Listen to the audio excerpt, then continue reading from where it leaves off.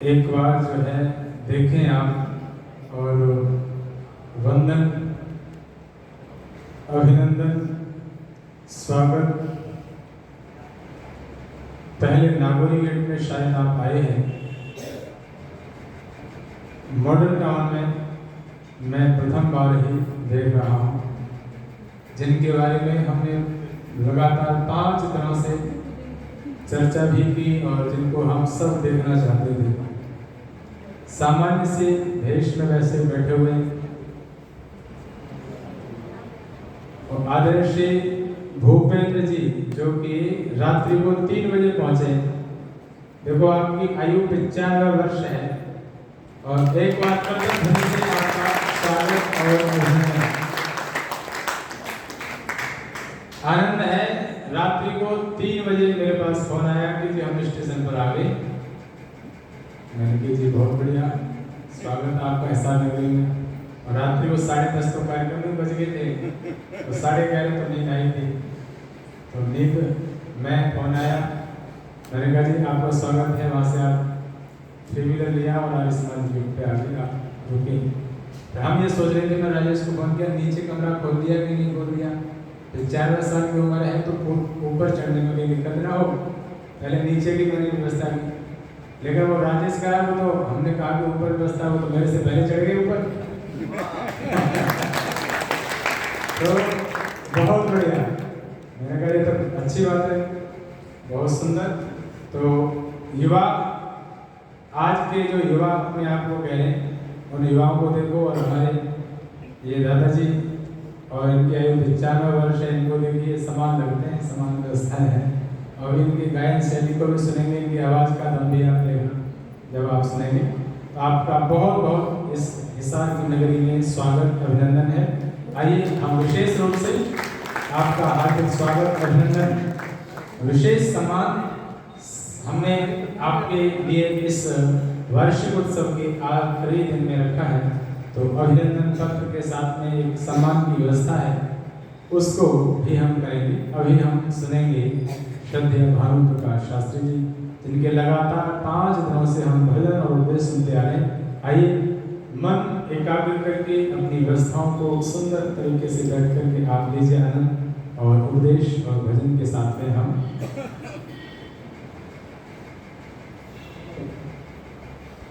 और प्रार्थना ये रहेगी कि क्योंकि आज उपस्थिति हमारी अच्छी होने वाली है, होगी, तो दीवार की तरफ की जो कुर्सियां हैं उनको पहले भर दी जाए। दीवार की तरफ कुर्सियां खाली रहती है कई बार, और इधर भर जाती है, तो जो कोई आता है बीच में तो बोलने वालों को व्यवधान हो जाए, क्योंकि वो सबके आगे से निकल के आते हैं। और वो आप यदि उधर पहले से ही बैठे होंगे तो वो आएंगे और वो साइड में इधर बैठ जाएंगे आराम से, तो उनको दिक्कत नहीं रहेगी। एक व्यवस्था आप सब बना लेंगे तो बहुत बढ़िया रहेगा। और मैं तो चाहूँगा जो पीछे बैठ गए ना वो आगे आ जाए, आगे वाली कुर्सियाँ सारी हो जाएंगी कवर हमारी। जो पीछे बैठे गए वही आगे आ जाएंगे, जो पीछे आएंगे तो पीछे बैठे, तो जो पीछे आएंगे उनको कुछ तो मिलना चाहिए ना। सत्संग में हमेशा आगे बैठना चाहिए। और ड्रामे में, ड्रामा जब चल रहा हो तो कहाँ बैठना चाहिए? ड्रामा जब चल रहा हो तो कहीं नहीं बैठना चाहिए। चलिए, तो सत्संग में जो पहले आ गए हैं तो पहले आगे बैठिए। एक व्यवस्था बन जाएगी, आप सबको आनंद आएगा। एक व्यवस्थित सभा चलती है, व्यवस्थित कार्यक्रम व्यवस्थाओं में बांध करके जब चलता है तो आनंद होता है। आइए एक बार जोर से बोलेंगे, भारत माता की जय, भारत माता की जय, भारत माता की जय, महर्षि देव दयानंद की जय, महर्षि देव दयानंद की जय, महर्षि देव दयानंद की जय। स्वागत, अभिनंदन, साधुवाद, धन्यवाद। अब हम सुनेंगे आदरणीय पंडित भानु प्रकाश शास्त्री। धन्यवाद।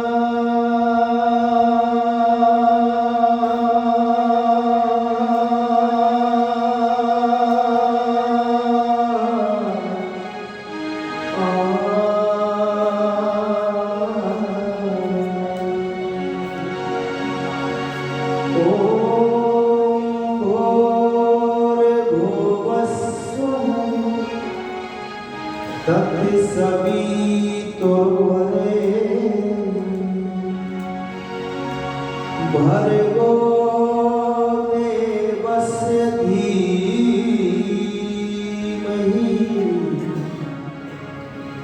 धियो यो नः प्रचोदयात्।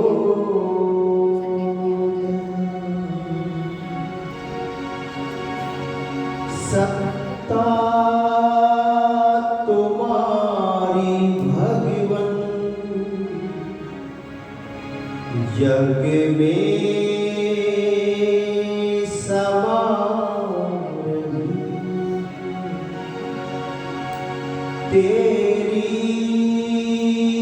दया सुगंधी हर गुल से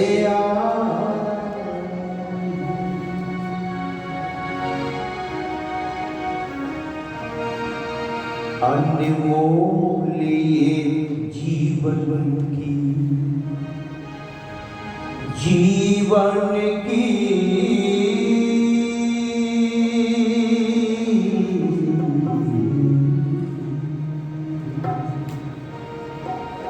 अनमोल ये जीवन की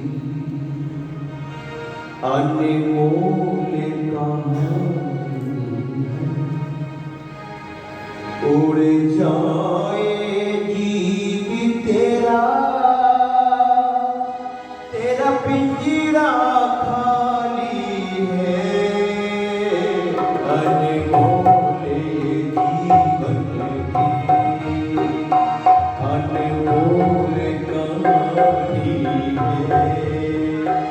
उड़ जाए जीव तेरा, तेरा पिंजरा खाली है। अनमोल जीवन के अनमोल कहानी है। उड़ जाए जीव तेरा, तेरा पिंजरा खाली है। अनमोल जीवन के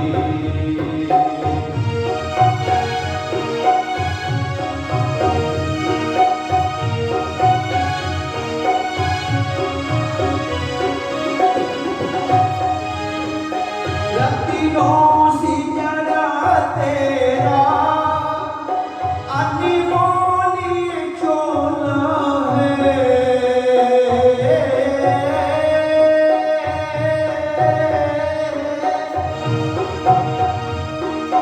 रत्नों से जड़ा तेरा अनमोल चोला है। इसकी बदली तुझसे लिए कुछ नहीं दिला है। सृष्टि की रचयिता की बड़ी मेहरबानी है। अनमोल जीवन की अनमोल कहानी है। उड़ जाए जीव तेरा, तेरा पिंजरा खाली है। अनमोल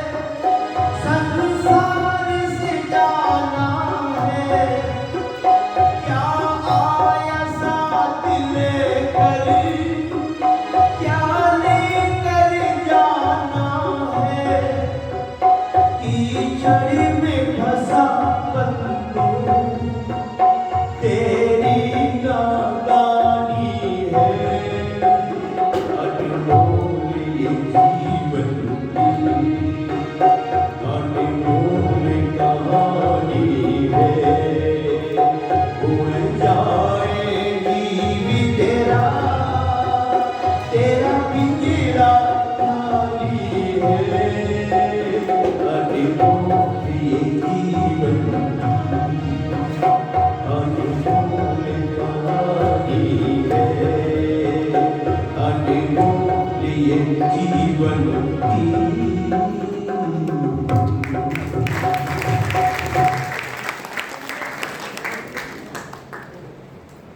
इस कार्यक्रम में आगरा से समागत श्रद्धेय आचार्य हरिशंकर अग्निहोत्री जी, आज जिनका सम्मान होना है, आज जगत के गौरव बड़े सम्मानित और बड़ी श्रद्धा और भाव और भावनाओं से उन्होंने आज समाज का प्रचार किया है और अभिनंदन कर रहे हैं। आदरणीय पंडित श्री भूपेंद्र जी, उनका हृदय से अभिनंदन है। बहुत काम किया पंडित जी ने, और इनके साथ लेखराज जी सामान लेकर जगह जगह कार्यक्रम करने के लिए गांव में भी जाते हैं और कहीं कोई मांग भी नहीं करते। इस तरह के दयानंद के लिए समर्पित भाव से काम करने वाले लोग बहुत कम मिलेंगे। हमें भी पंडित जी से बड़ी प्रेरणा मिलती है, बड़े सरल है और कहीं कोई बनावट नहीं है। इस समाज का मैं हृदय की गहराइयों से अभिनंदन करता हूँ कि इस तरह की भावना आपके अंतःकरण में आई है। अगर इस तरह की भावनाएं हर समाज में हो जाए तो जो हर समाज का काम करते हैं वो मायूस और बाद में दुखी, उन्हें लगेगा कि हम काम करेंगे, हमारे पीछे लोग खड़े हैं, संभालने वाले, हमें सहारा देने वाले। पंडित जी के लिए एक बार जोरदार तालियों से। इस समाज के गौरव और हर समाज की शान और बहुत उदार दान की महाप्रवृत्ति और दानी पिता के कुल श्रद्धेय हमारे आदरणीय श्री जगदीश प्रसाद जी गुरेरा जी प्रधान जी। और मैंने कहा था आपकी इज्जत, आपकी रिस्पेक्ट, आपका सम्मान कलकत्ता जैसे महानगर में भी बहुत ऊंचाइयों पर है। लोग आपको बहुत इज्जत और सम्मान देते हैं और आपका आदर करते हैं, क्योंकि आपके जीवन में स्वामी दयानंद के प्रति एक समर्पित की भावना है और सिद्धांतवादी है, समझौता नहीं करते सिद्धांतों से। अगर कहीं कहीं किसी में चूक होती है, भूल होती है तो मुंह पर कह देते हैं आपने आप गलती कर दिया। तो इस तरह के स्पष्ट वक्ता और श्री दयानंद के प्रति दयानंदी लोग बहुत कम मिलते हैं। साथ में मेरी पूज्य माता जी, दोनों की जोड़ी बहुत अच्छे रहे, इन दोनों के मुझ पर बड़े एहसान हैं। मैं इनका हृदय की गहराइयों से इनका नमन करता हूँ। इनका आशीर्वाद मुझे भी और मेरी बेटी को भी मिला, जिस शादी 26 अक्टूबर को है। तो इन्हें मैं पिता के स्थान पर इनको मानता हूँ, माँ को माँ के स्थान पर मानता हूँ। इन दोनों देवताओं के लिए एक बार जोरदार ताली मिलती है। तो मैंने अपने जीवन में आज समाज में मंत्री प्रधान दान करते नहीं, 30 साल तो मैं जाऊँगा, पूरा भारत को मिला मैंने, लेकिन मुझे इतने देवता लोग नहीं मिले। कहीं कोई दान करते हुए उनका नाम लिस्ट में कभी आया नहीं, लेकिन बड़ी कल प्रसन्नता थी कि यहाँ के प्रधान जी और मंत्री जी ने 51 हज़ार रुपये दिए और हमेशा खड़े साथ में, कोई चिंता की बात नहीं। आचार्य जी कह लेंगे भानु जी मेरे से कभी नहीं कहते कि समाज के दान इकट्ठा करते रहो, कहते नहीं, भगवान की कृपा सब ठीक। ऐसे कहने वाले मुझे तो अब तक कोई मिले नहीं। हमारे मंत्री जी, कोषाध्यक्ष महोदय और यहाँ के समस्त अधिकारियों का मैं हृदय की गहराइयों से धन्यवाद करता हूँ। अपने आप में जो बड़े विद्युतशाली जिनका जीवन रहा है, हमारे हरीश सिंह जी सैनी साहब, इतनी अवस्था में भी उनमें तड़प है, लगन है, दयानंद के प्रति उनकी बहुत भावना है। इस तरह के लोग पॉलिटिक्स में बहुत कम नजर आते हैं, उनके लिए भी एक बार मैं चाहता हूँ जोरदार तालियों। इस समाज के सुयोग विद्वान, बहुत मिलनसार, पवित्र जिनका जीवन है, जो आज समाज के लिए समर्पित भाव से काम करते हैं और जिनका प्रेम इसने लोगों के हृदय को जीतता है। मैं इनके व्यवहार से बहुत प्रभावित हूँ। इनका व्यक्तित्व, इनका अपनापन बड़ा कचोटता है। जब अलग होते हैं तो इनकी याद भी बहुत आती है, तो बीच बीच में फ़ोन भी इनको करता रहता हूँ और पूछता रहता हूँ समाज के लोग सब ठीक है, क्योंकि आप लोगों का समाज एक आर्य समाज, एक आदर्श आर्य समाज है। इसका नाम आदर्श नगर नहीं है, ये खुद अपने में आदर्श आर्य समाज है। और मैं बहुत जगह आपके आर्य समाज की आपकी चर्चा भी कर देता हूँ। इसलिए करता हूँ कि इन लोगों में भी कोई प्रेरणा आए, लोगों में भी कोई बदलाव आए। ये लोग कहाँ पड़े हैं, अपनी मरियल सड़ियल सोच में जी रहे हैं। अरे आगे बढ़कर देखो कि आज समाज लगता है कि जैसे खिलता हुआ एक पुष्प है, जगमगाता हुआ एक उपवन है, और जैसे हमारे सरदार भाइयों के गुरुद्वारे चमचमाते लोग सेवा से उसको मांझ के ऐसे रखते हैं जैसे बर्तन मांझ के रखा हो तो चमक रहा हो। इसी तरह से आज समाज मालटाउन भी चमकता है, जगमगाता है। तो ये विशेषता गुरुकुल के समस्त आचार्य वर्ग, वहाँ के पढ़ने वाले सभी कर्मचारी जन, इस हाल में बैठे सभी पूजनीय वंदनीय, मैं सभी का हृदय से धन्यवाद करता हूँ। भक्ति शक्ति, श्रद्धामयी माँ की शक्ति, पवित्र आत्माओं, आइए कुछ विचार, कुछ भजन आपके सामने है और आपके बीच में रहे। बहुत अच्छा लगा। मुझसे पूछा आपको दुख है, कोई कष्ट हुआ या कोई परेशानी? तो मैंने एक परेशानी बहुत हो रही है। बोले कौन सी? मैंने एक परेशानी तो यहाँ बहुत हो रही। बोले कौन सी? मैंने कहा आप लोगों से बिछड़ के जाएंगे तो आप लोगों की याद बहुत आई, ये परेशानी बहुत है। इसलिए इस परेशानी के लिए जोरदार ताली बजाओ। वो जिंदा हो गया, भाईजान बच गई। लेकिन यहाँ तो लग रहा था ये 5 दिन का नहीं 25 दिन का प्रोग्राम होना है। कोई दिक्कत नहीं थी, कोई परेशानी नहीं थी। भाई राजेश जी हमारी सेवा में लगे रहे, भोजन वाले बेचारे, ये सब भाई बड़े प्यार से भोजन कराते रहे, कोई तकलीफ नहीं। आप लोग सोचते हैं, कुछ लोग एसी में सोते हैं, बढ़िया गद्दों पर सोते हैं, और भजनोद्देश्य विद्वान सोते हैं तो ऐसे ही घूमते रहते हैं और डाल देते हैं। एक जगह मैं नाम नहीं लूँगा, वहाँ पर ऐसे गद्दे पे मैं आचार्य सोमदेव की लेटे, रात को नींद ही नहीं आया, सपने आया बरोबर की। जब आँख बंद करे लगे मर्दा मुर्दा पड़ा सामने। तो मैंने सुबह पूछा सेवक से, मैंने भाई रात को नींद नहीं आई, ये गद्दे किस कंपनी के थे, कहाँ थे? बोले गद्दे इन्हीं पर 3-6 महीने आदमी सड़ के बनाए। तो उसके घर वाले दे गए। तो मैंने तो भैया हम ही रहे, वो मरे हुए आदमी के गद्दे हमारे नीचे बिछाए गए। आचार्य जी भी रात में बैठे रहे, मैं भी बैठा रहा। तो मैंने कहा भैया आप तो दरी पे सो सकते, पर ये गद्दे उठा कर भी। कुछ लोग ऐसे भी, लेकिन आज समाज मालटाउन में ये भावना है, हर रूम में एसी लगा रखी है। हमने चाहे प्रयोग नहीं किया, लेकिन सब सुविधाएं यहाँ पर रही। यहाँ के समस्त लोगों का हृदय की गहराइयों से साधुवाद और अभिनंदन करता हूँ। जीवन जियो तो अच्छे से जियो, वरना कितने आए और कितने चले गए। लोग उनको याद करते हैं अपनी जिंदगी से जो अच्छे काम कर जाते हैं। इसलिए आओ, बड़ा प्यारा है, अच्छा करोगे तो अच्छा होगा, बुरा किया तो बुरा होता है।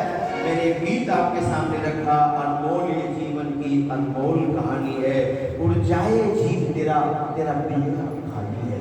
तो जो समय मिला है अवस्था में व्यवस्था बनाकर रख लो, कल पर मत छोड़ो। एक गीत सुनो और एक छोटी सी कथा मार्मिक, जिसकी घरों में बड़ी जरूरत है।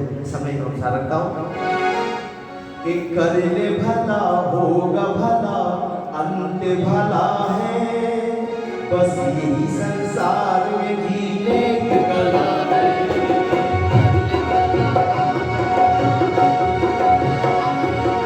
कर ले भला होगा भला, अंत भला है, बस यही संसार में जीने की कला है। प्राणी रे प्राणी रे प्राणी रे प्राणी रे, कर ले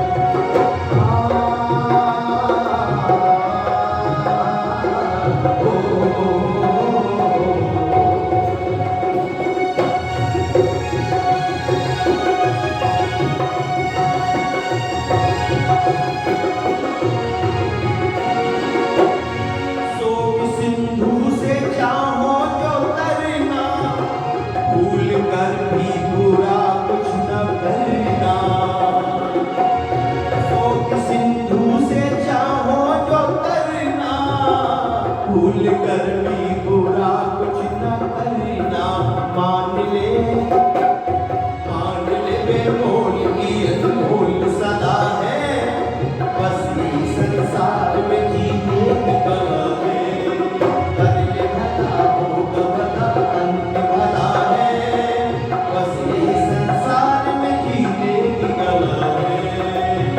प्राणी रे प्राणी रे प्राणी रे प्राणी रे, कर ले भला होगा भला अंत भला है, बस ये संसार में जीने की कला है, बस ये संसार में जीने की कला है, बस ये संसार में जीने की कला है।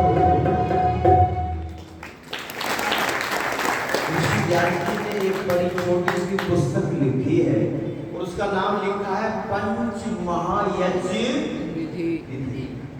ये 5 यज्ञ रोज करने चाहिए और जो करते हैं वो बड़े खुशनसीब होते हैं। इनके करने से ये लोक भी सुधरता है और परलोक भी सुधरता है। इसलिए इस जीवन से अगले जीवन की व्यवस्था तो हम कर लें। तो ऋषि ने बड़े सुंदर भाव दिए हैं।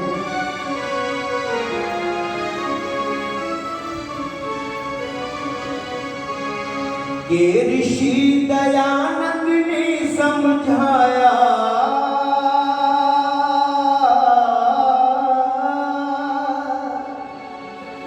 ऋषि दयानंद ने समझाया, 5 यज्ञों का करना, दीन दुखी बाल बंजनों के कष्ट हमेशा हरना।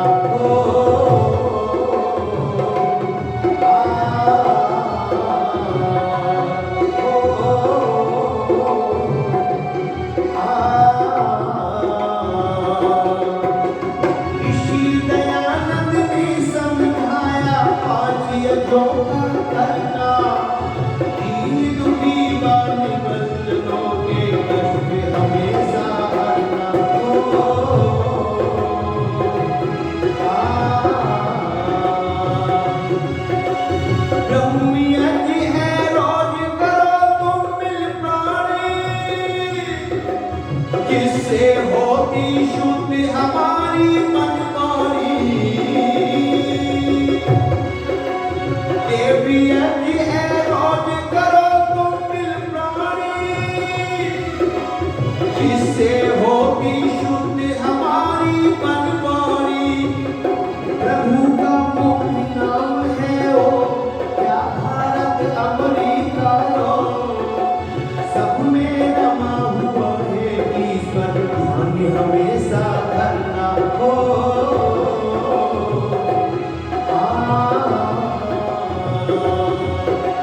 ऋषि दयानंद ने समझाया, 5 यज्ञों का करना, दीन दुखी बाल बंजनों के कष्ट हमेशा हरना हो।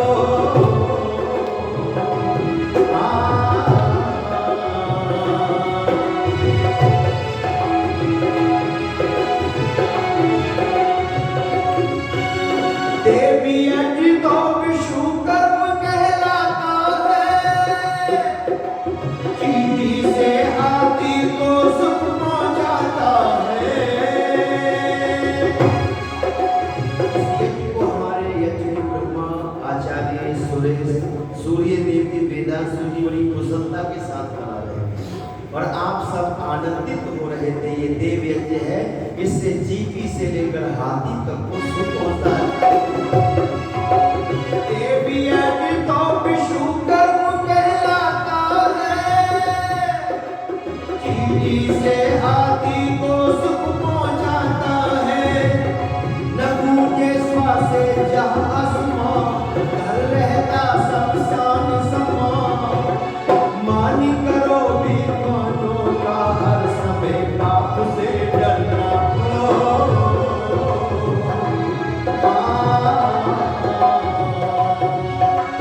ऋषि दयानंद ने समझाया, 5 यज्ञों का करना, ऋषि दयानंद ने बतलाया, 5 यज्ञों का करना, दीन दुखी बाल बंजनों कष्ट हमेशा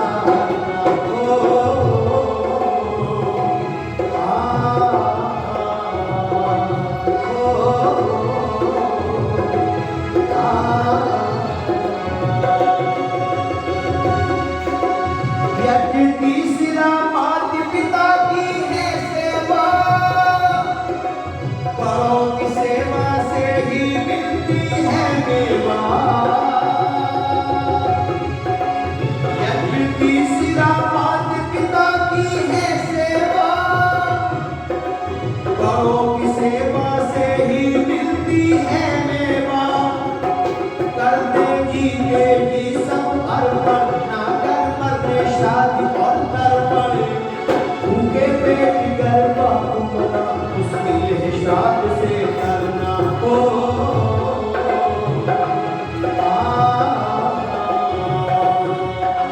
ऋषि दयानंद ने बतलाया 5 योगा करना। दीन दुखी वाले बंधनों के कष्ट हमेशा हरना।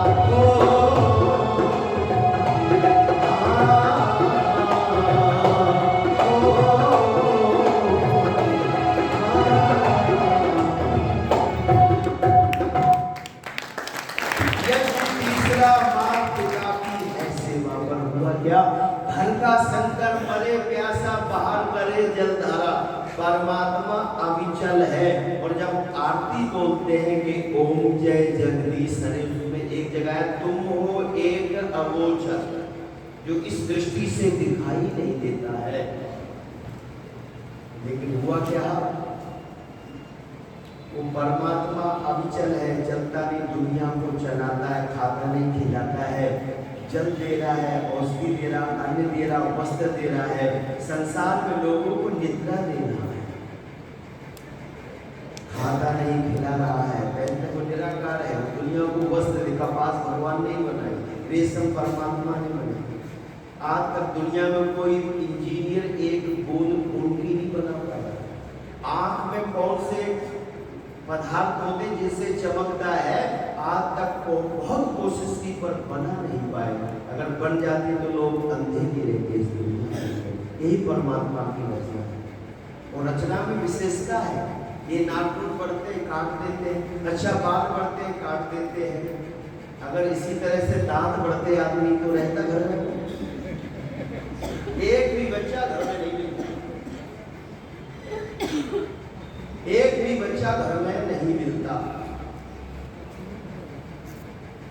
दांत अगर बढ़ने लगते तो पता नहीं कि 1-1.5-2 फीट के होते तो बच्चे कहते वाह भाई घर में दादा दादी के दांत कितने बड़े, देखकर बुखार आ रहा। लेकिन दांत नहीं बढ़ते ना, बाल बढ़ते। ये परमात्मा की रचना है, उसकी व्यवस्था है। और परमात्मा जो कुछ बनाता है उसमें भिन्नता है, गति है, अनेकता है। एक से अनेक होते, आदमी में से आदमी बनता जाता है। इंसान जो कुछ बनाता है उसमें गति नहीं, और एक में से 2 नहीं हो सकते। ये बाजा एक का एक ही रहेगा, 2 नहीं बन सकते। और जितना उतना ही बड़ा रहेगा, बजा तो बजे वरना चुप पड़ा। प्रभु अनंत आनंद उसकी है। लेकिन हुआ क्या, घर का संकर बले प्यासा, बाहर बले जलधारा। और ऐसा पुत्र नरक का गामी महादुष्टी हत्यारा। जो शंकर एक गिलास पानी मांग रहा है, उसे पानी नहीं दिया, और जो दुनिया को पानी पिला रहा है उसे पिलाने की कोशिश करता है। एक नौजवान दरवाजे बैठा किताब पढ़ रहा था, पिता ने कहा बेटे प्यास लगी, जरा एक गिलास पानी पिला दे। तो ये कहता मैं किताब पढ़ रहा हूँ, तुम्हें प्यास लगी है, क्या नमक चाट लिया सुबह सुबह। पिता ने कहा आज अंधेरे में उठा था तो मेरे घुटने में चोट लगी, चलना बंद हो गया, एक गिलास पानी पिला दे। तो फिर कहता फिर आपने पानी मांग लिया, मैं पुस्तक पढ़ रहा हूँ तुम्हें पानी की लगी पीने, क्या दुश्मनी है कोई मुझसे। पिता ने कहा भले आदमी ऐसी कौन सी किताब पढ़ा, ध्यान सुनना, ऐसी कौन सी किताब पढ़ रहा है जिसको छोड़ना नहीं चाहता। वो कहता है सरवर कुमार का जीवन चरित्र पढ़ रहा हूं। क्या कहा, सरवर कुमार का जीवन चरित्र पढ़ रहा हूं।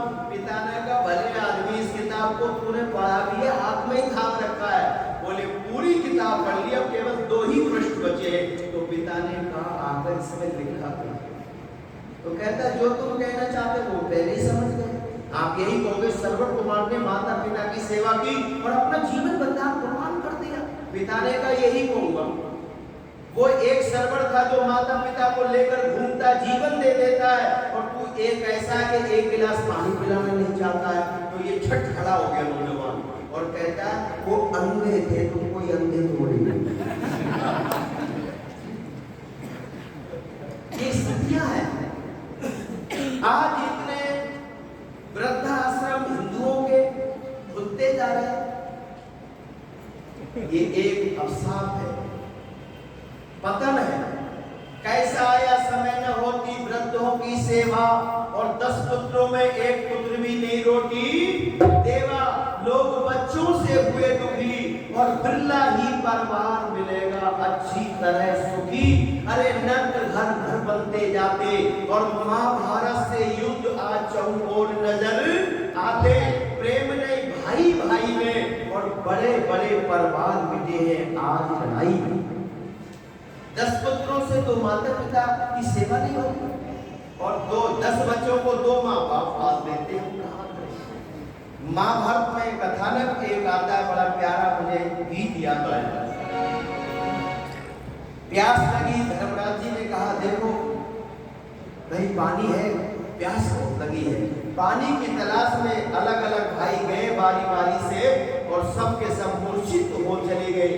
तो उसके बाद धर्मराज ने कहा हुआ क्या, जो जाता है इधर तो लौट नहीं आता है, पानी तो इधर है, पक्षी उड़ रहे, सरोवर जरूर है। और जाकर धर्मराज ने देखा कि मेरे भाई एक पेड़ के नीचे सब मूर्छित पड़े हैं, पर सरोवर में पानी हिलोने दे रहा, बड़ा स्वच्छ पानी है। प्यास तो बहुत लगी है, पहले प्यास बुझा लूं फिर इनको देखूंगा। और जैसी अंजलि में जल लिया और पीना चाहते, सामने से एक आवाज आई, रुको, अगर तुमने इस जल को पी लिया तुम्हारी भी यही स्थिति होगी जो तुम्हारे भाइयों की हुई। धर्मराज में धैर्य था। जब गुरु द्रोणाचार्य ने पढ़ाया क्रोध नहीं करना चाहिए, अगले दिन पूछा कितने बच्चों ने पाठ याद किया, तो कहा गुरु जी आपने पढ़ाया था क्रोध नहीं करना चाहिए, तो हमें याद है। धर्मराज जी से कहा आपने मिस्टर, बोले मैं तो भूल गया। गुरु जी ने कितने उन पर डंडे बरसाए और फिर शांत होकर बैठ गए। 10 मिनट के बाद कहते गुरु जी पाठ याद हो गया कि क्रोध नहीं करना चाहिए। मतलब कि आपने मेरी इतनी कुटाई कर दी पर मुझ पर क्रोध बिल्कुल भी नहीं आया, और मेरा ये पाठ सार्थक हो गया।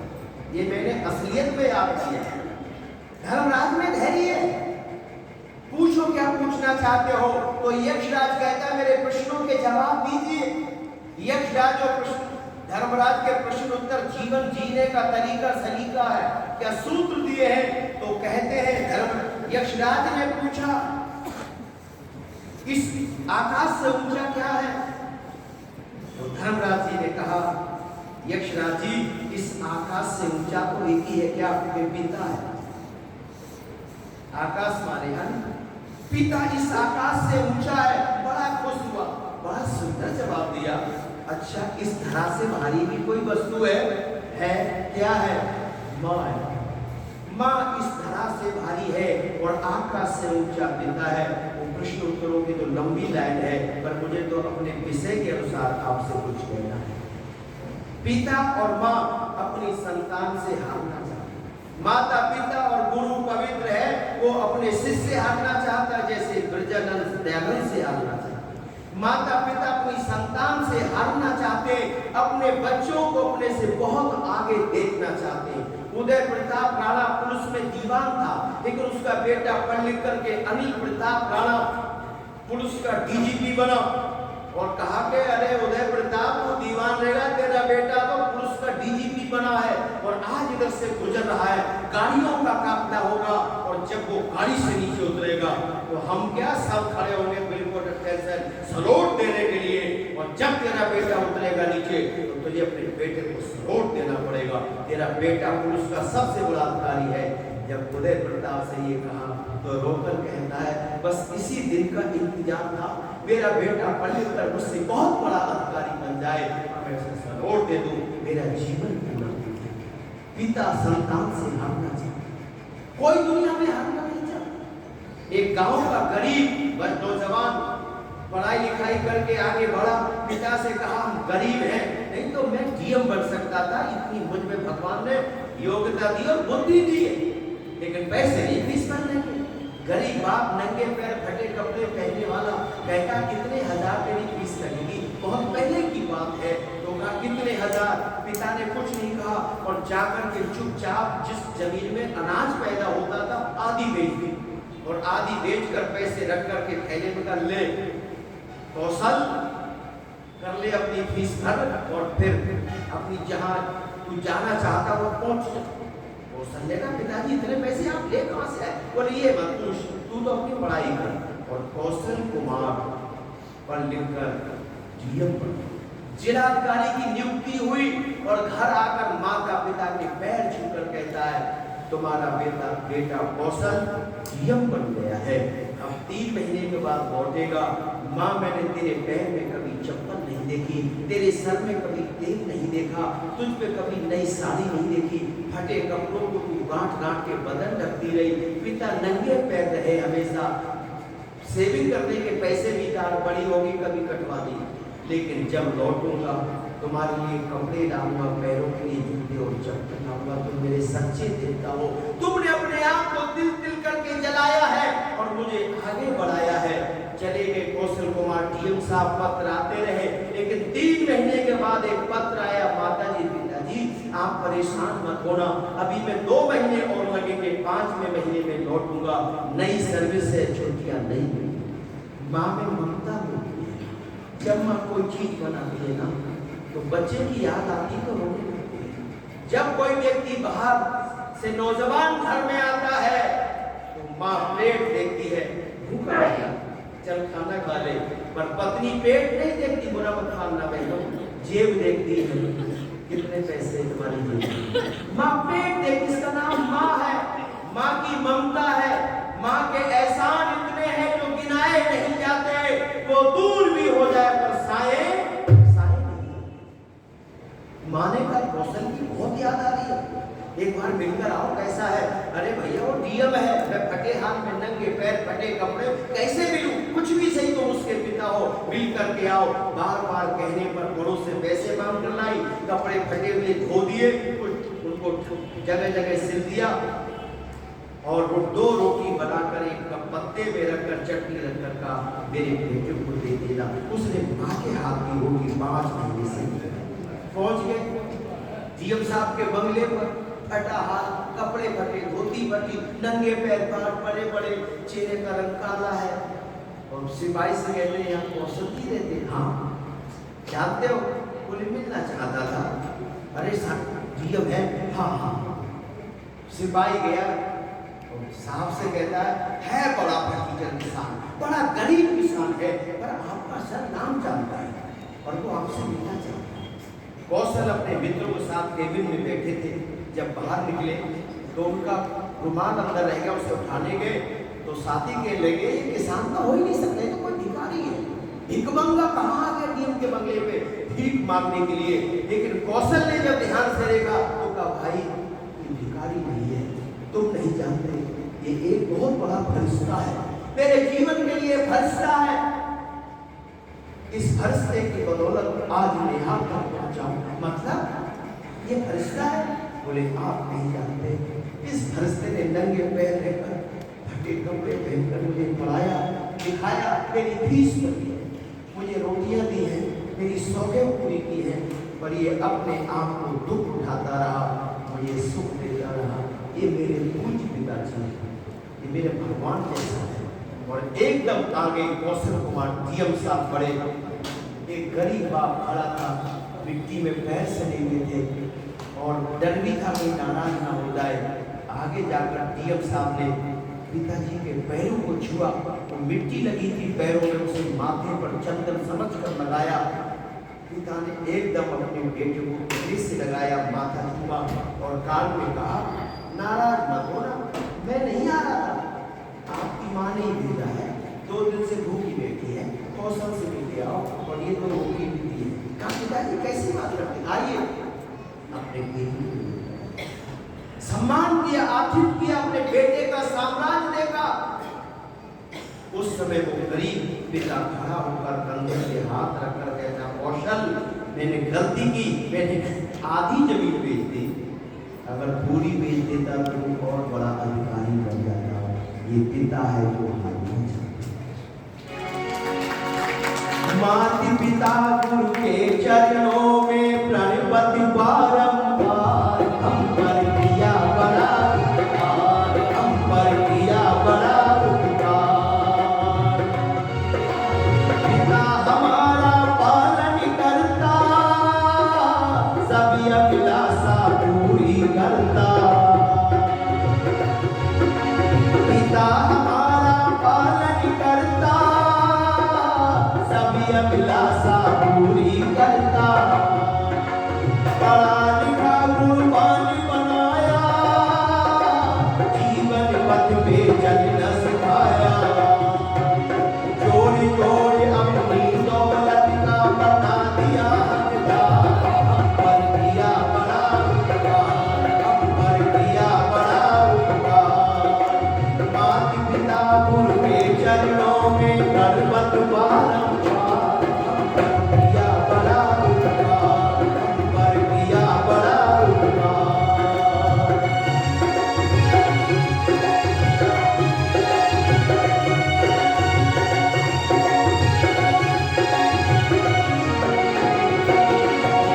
माता ने जो कष्ट उठाया, वो भी कभी ना जाए चुकाया।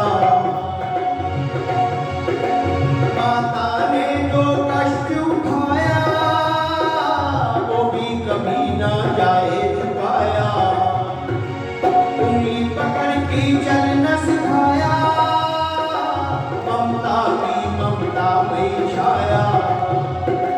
जिसकी गोदी में पल कर तू कहलाता होशियार, हम पर किया बड़ा उपकार, हम पर किया बड़ा उपकार।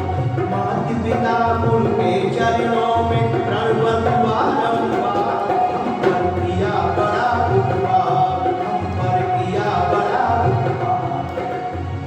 माता ने जो कष्ट उठाया, वो भी कभी ना जाए चुकाया। उंगली पकड़ के चलना सिखाया, ममता की ममतामयी छाया। एक नौजवान पढ़ लिख करके सर्विस में लग गया, माँ अकेली रह गई, विधवा थी। जब कभी मिलने जाए तो डांट देता था। आज भी ये अपनी जॉब पर गया, अपने ऑफिस गया तो भोजन भूल गया, और माँ भोजन लेकर पहुंची तो बड़ा डांटा, क्यों आई है, किस लिए आई है? पता है, लोग कहते हैं ये उसी का लड़का है जिसकी एक आंख खराब है। माँ की एक आंख नहीं थी, एक से काम चला रही थी, रो करके घर चली आई। लेकिन कोई मोहल्ले की कोई और दूसरी माँ बहन गई किसी काम से, तो ये मिल गया, कहा कि ठीक हो बेटा, कि हाँ आपकी माँ मिली थी, कि हाँ मिली थी, वो तो आज ही मिलकर आई, मिलकर मुझसे गई है। तो उसने कहा तुम्हारे ऊपर माँ के बहुत एहसान है। तो कैसे? कि जो आज आप कह रहे थे ना, मुझे पता लग गया कि मेरी एक आंख खराब है, लोग मुझे ताने देते हैं, तो तुम्हारी एक आंख गड़बड़ हो गई थी, टूट गई थी, खराब। उस माँ ने आंख अपनी निकलवा कर तेरे लगवा दी। तेरी सुंदरता बढ़ाई है, मुझे रोशनी दी। तो एक आंख से अपना काम चलाती, और आज तक तो उससे नहीं कहा कि तेरी जो आंख लगी मेरी नहीं, और तुमने उसको इतना अपमानित करके घर भेज दिया। वहीं से एकदम भाग करके आया और माँ के चरणों में गिर के कहता, माँ मुझसे बहुत गलती हुई, तूने आज तक इस रहस्य को बताया नहीं, तेरे तो इतने एहसान है। और अंतिम बात, एक बात कहता कि माँ का कौन उतारे, बड़ा प्यार करे माँ, बच्चों पर अपने कितने ही उपकार करे माँ, उपकार करे माँ। माँ जीवन देती, माँ जीवन देती, माँ जीवन देती, माँ जीवन देती। माँ का ऋण कौन उतारे, बड़ा प्यार करे माँ, बच्चों पर अपने कितने ही उपकार करे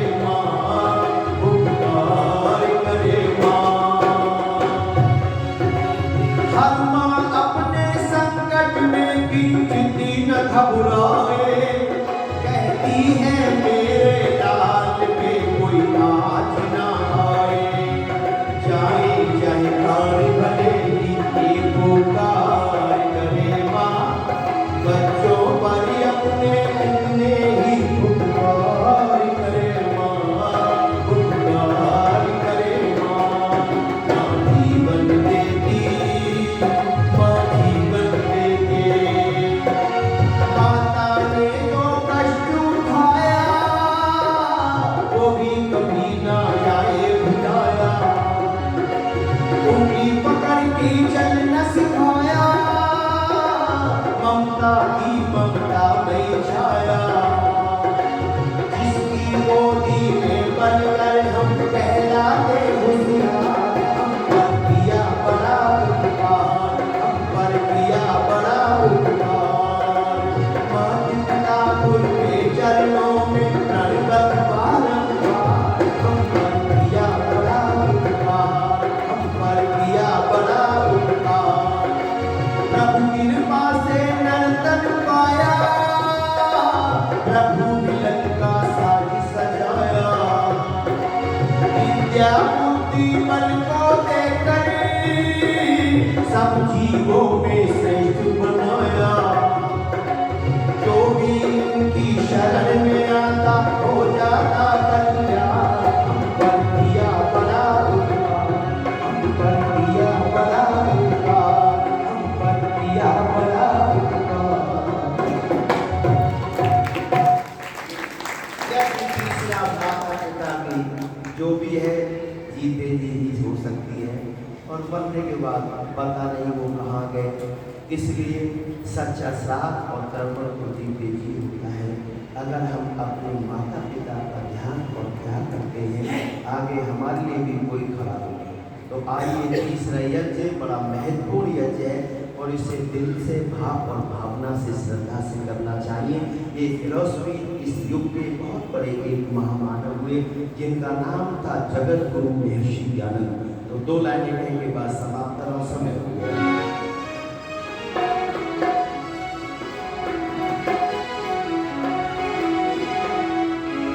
ए महापुरुष जन्म लेंगे, सोना जहाँ होगा, गुरुदेव दयानंद सा दुनिया में कहाँ होगा।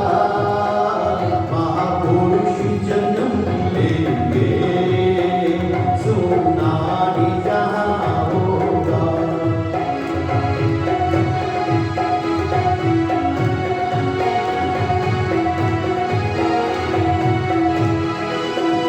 आकाश के आंगन में जितने भी सितारे हैं, आकाश के आंगन में जितने भी सितारे हैं, गुरुदेव दयानंद के उतने ही नजारे हैं। महकेगा तेरा गुलशन जब दौर खिला होगा। महापुरुष जन्म लेंगे, सोना जहाँ होगा। धन रोगी माल जर का संसार पुजारी है, गुरुदेव दयानंद ने इसे खोकर मारी है। निर्लोभ जमाने से ना कोई गया होगा। जन्म लेंगे, सोना जहाँ होगा। के दर्द जमाने में क्या क्या न जुल्म ढाए, एहसान ऋषिवर पे जाए नहीं निभाए। एहसान दयानंद के जाए नहीं निभाए। के मौन ऋषिवर का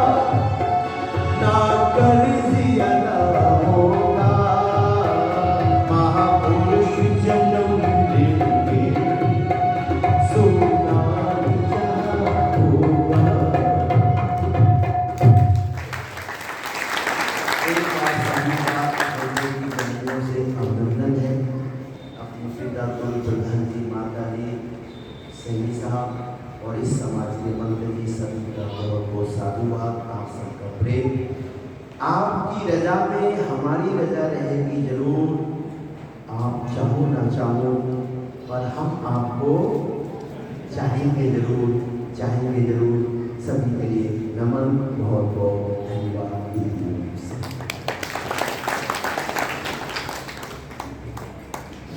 बहुत बहुत धन्यवाद। आदरणीय श्री मदन वासुदेव जी 100 रुपये मंच पर बैठे हुए सभी को दे रहे हैं, आपका बहुत बहुत धन्यवाद। और 500 रुपये आदरणीय श्री राजकुमार वर्मा जी एडवोकेट, उन्होंने आदरणीय श्री भानु प्रकाश जी को दिए। और 200 रुपये श्रद्धा माँ शशिकला जी दे रही। आप सभी का बहुत